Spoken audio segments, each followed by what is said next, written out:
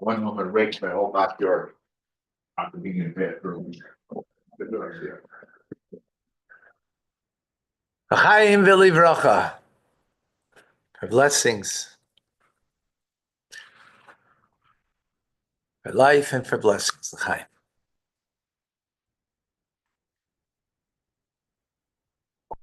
Oh, got a new water machine. Ionized water. All right. You have clarity. By Chassidim, fooling yourself is a very serious failing. To think that you're something that you're not that you, and to think the thing that you are, it's not the real you. Who's the real you? What's the real you? Right? It's good or bad. It's only good. You can think something else. You can think less of yourself or more of yourself or not yourself. Yeah, that's not the, you're right. Okay. That's about being self-absorbed, Yeah. which is, actually ties in with that. Mhm.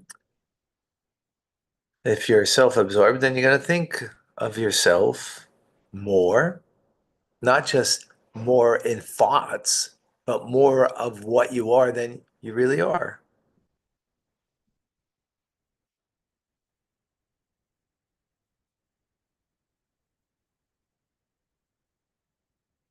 So knowing, the previous Rebbe said that you need to know your shortcomings.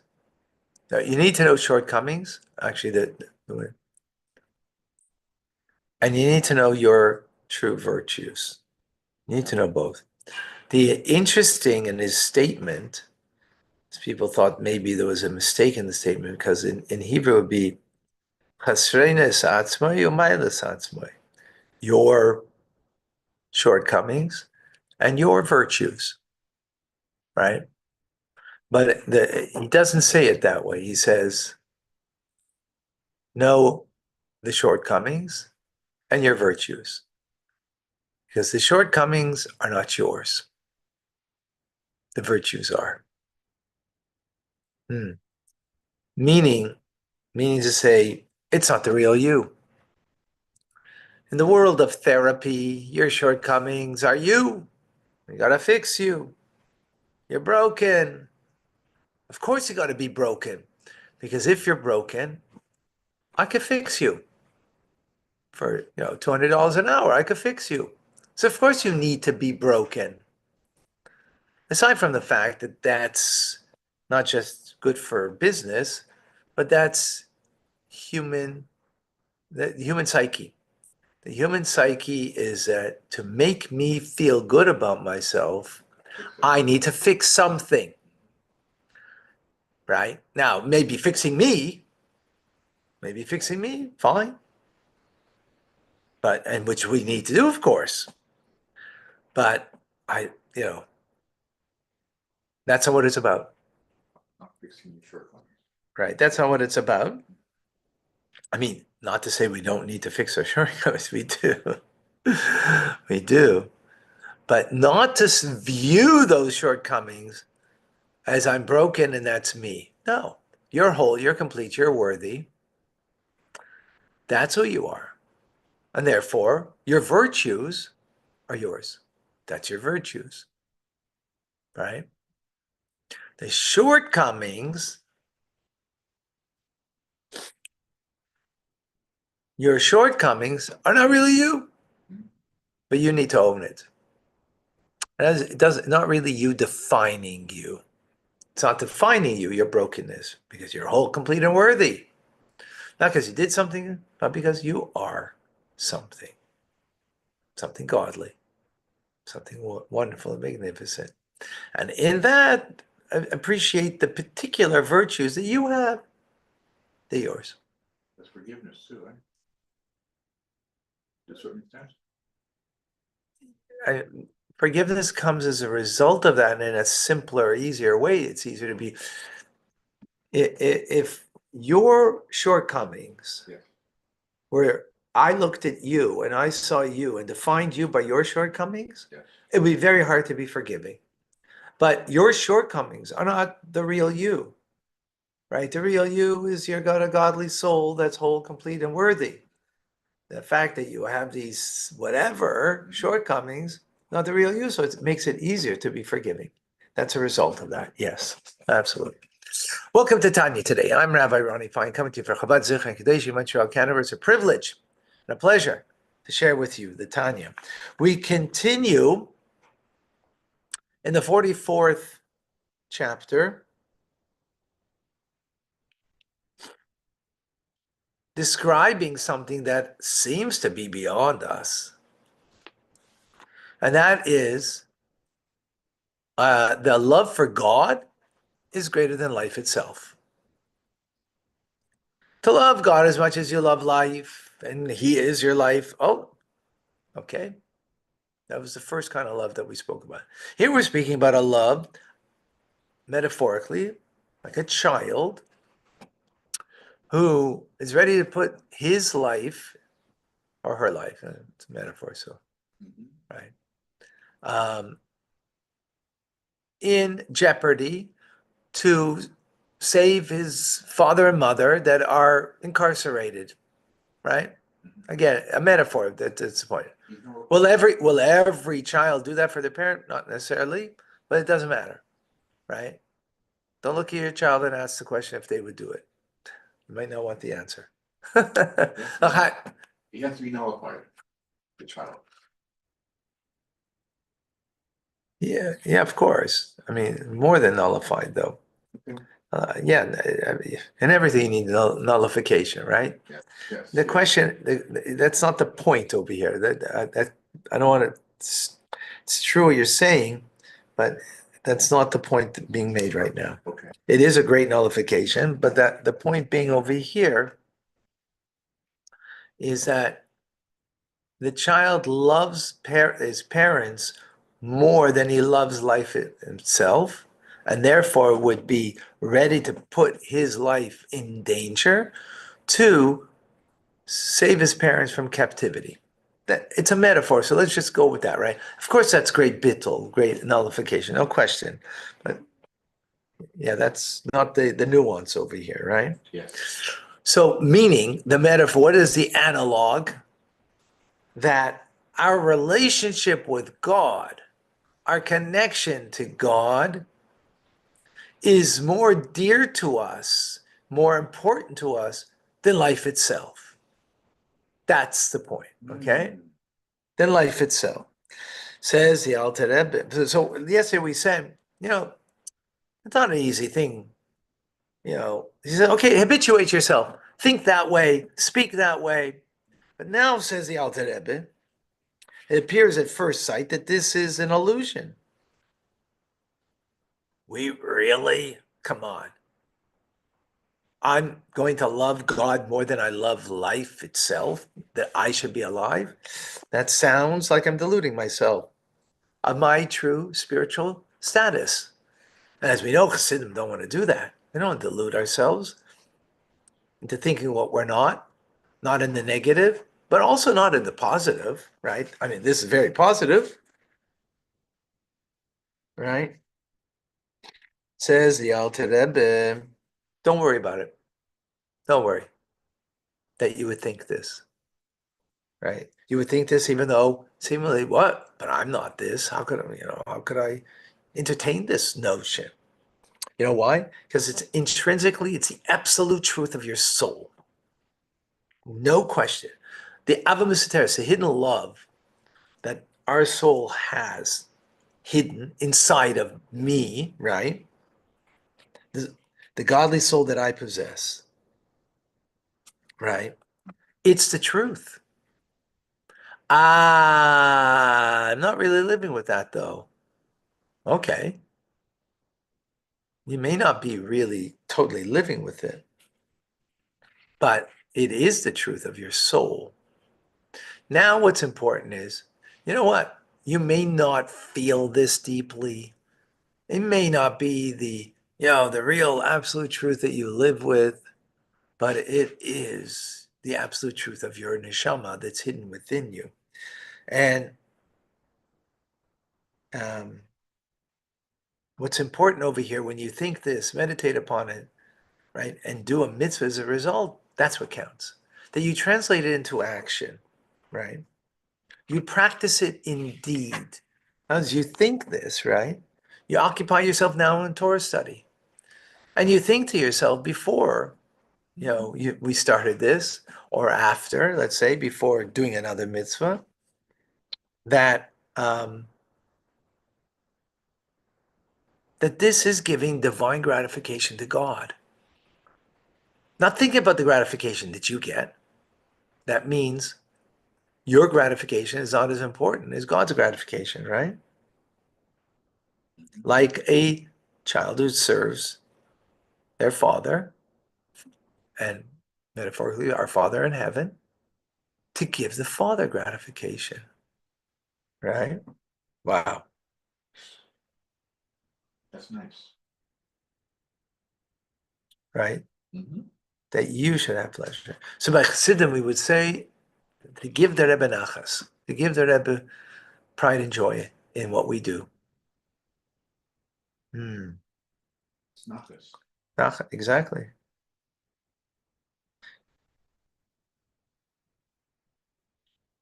When you think this, even though, hey, I have a part in me that, I want the gratification.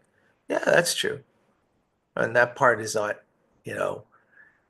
removed from you. But the fact that you think this before you do this mitzvah to cause God a gratification through this, guess what's going to happen? You'll do the mitzvah with greater intensity, with greater commitment, with greater joy. That's what's going to happen. And that's amazing. It's not really my emotional inner truth. Subconsciously, I am like, looking for my spiritual high. Okay, fine. But in fact, in this moment, you did the act. And you thought this?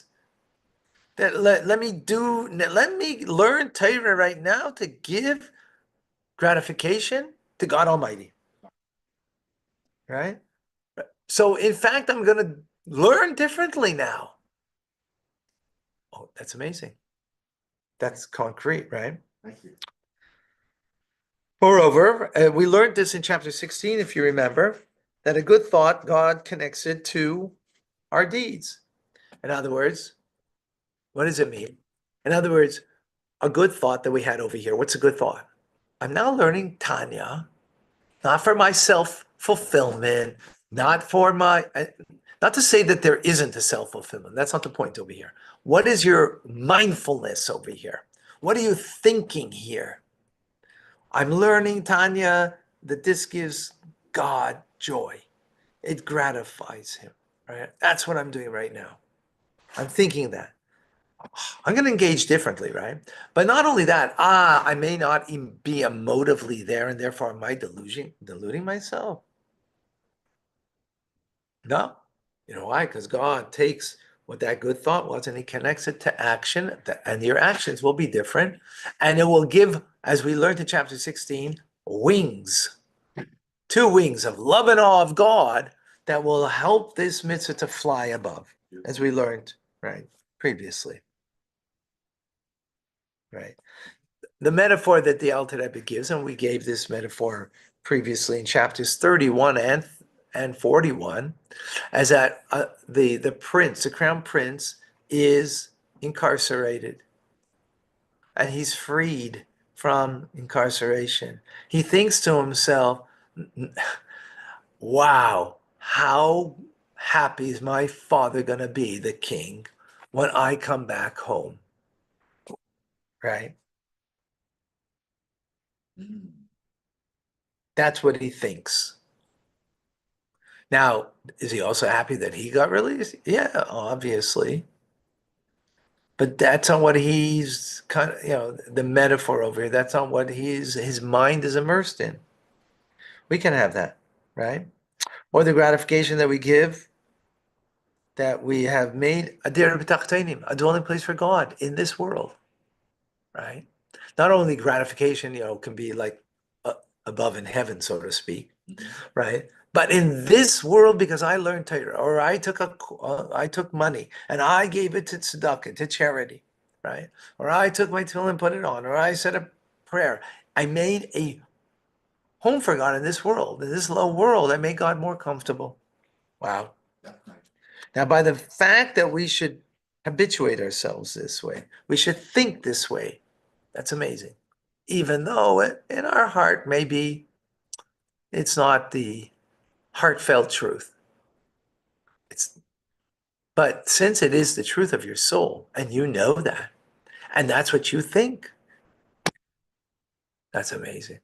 And in fact, your actions will be different because of that thought. You will study Torah differently. You will do the mitzvah much more with enthusiasm and enjoy and love and awe. Amazing. Yeah, okay, that goes without saying, right?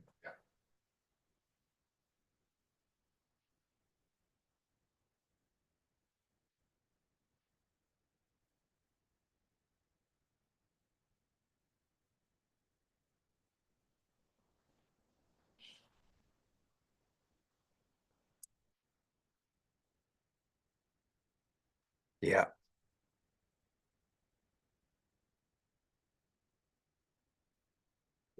Now, even if you don't bring this into your heart, right? But you occupy yourself in the study of Torah or doing the mitzvah, this is called doing it for its own sake. Now, you don't have a palpable feeling in your heart. Okay. But you think this, and therefore it brings you to act with greater, engagement through the mitzvah of the mitzvah. The good thought is united by God. That is learning and doing mitzvahs for its own sake, which is amazing. Motivational. Yeah.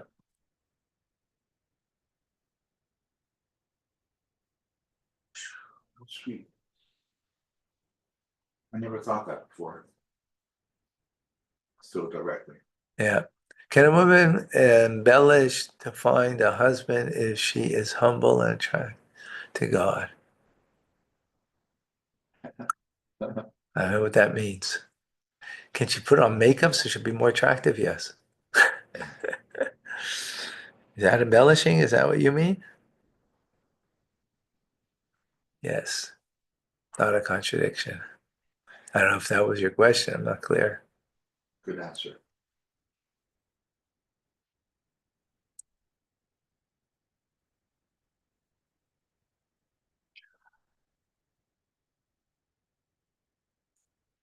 Yeah, you don't need to go to a therapist, John is saying, right? You need to learn Tanya.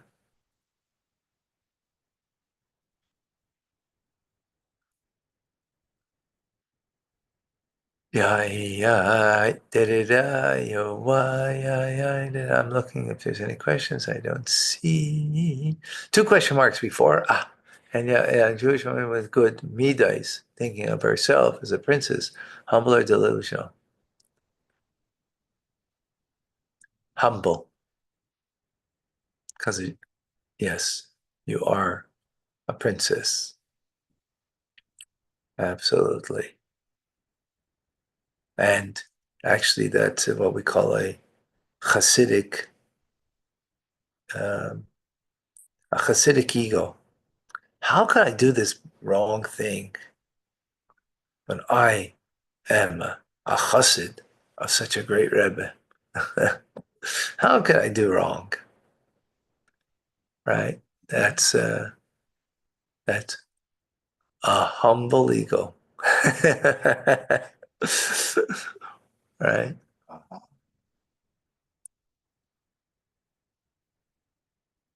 So Kenneth is asking, am I saying that it's more important to do the mitzvah regardless of your motivation for doing it? So What? Yes and no. First of all, previously we learned that in chapters 35 through 37 that the act itself is a bond with God. So regardless of your motivation, yes, do the mitzvah. That was then, but that's not what we're saying now. So it's true what you're saying, but that's on today's teachings. Today's teachings is saying, and what does it mean, motivation, by the way? What's motivation? What you feel or what you think? That's a distinction over here. What you feel is not really the healthiest force of motivation because, what you feel, what it is what you think. So if you think that I am now doing this mitzvah to bring gratification to God Almighty, to make God a dwelling place in this world, right?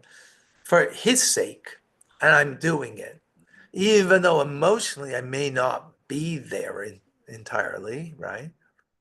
So that is still motivational in the mind that can feed the heart. And if it doesn't feed the heart, it still is, it brings you to be motivated to do the mitzvah based on that awareness. You'll do the mitzvah with a greater intensity, with a greater commitment, with greater beauty. That's what we're saying, right? Yeah. Does the neshama have this feeling even before it descends into this world, or is it something that uncovered in the body doing the mitzvahs and Torah study? The neshama has, the soul has a love for God that it wants to be bound up with God, period. Not for any benefit, but because that's its reality. That's what it is. That's what the soul wants. Even in the body here, it's called a hidden love in the body, because the body and its agenda and the animal soul, its agenda cover over like a klipa, like a shell covers over. Yeah. Frank account, an emotional level. We feel the love of God. Yet in fact, love is a positive, unconditional act towards someone else. In other words, to love, to bestow, if not mistaken. So how can we bestow the Lord Himself? To God, how do you bestow to Him? Very simple. Do the mitzvah. You're bestowing to Him. That's what He wants. That's what He's asking from us. Give charity. Pray. Jewish, keep Shabbos. Or start keeping. Thank you. Darren, is sarcasm something that can turn into a blessing? I don't know what that means.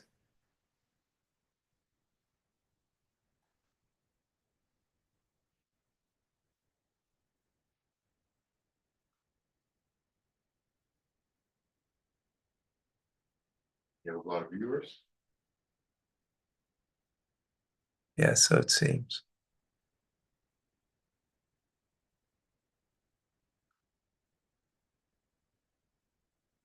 All right. I think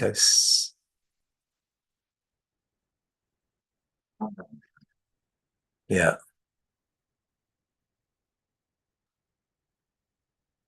We're gonna get the measurements in the moon again.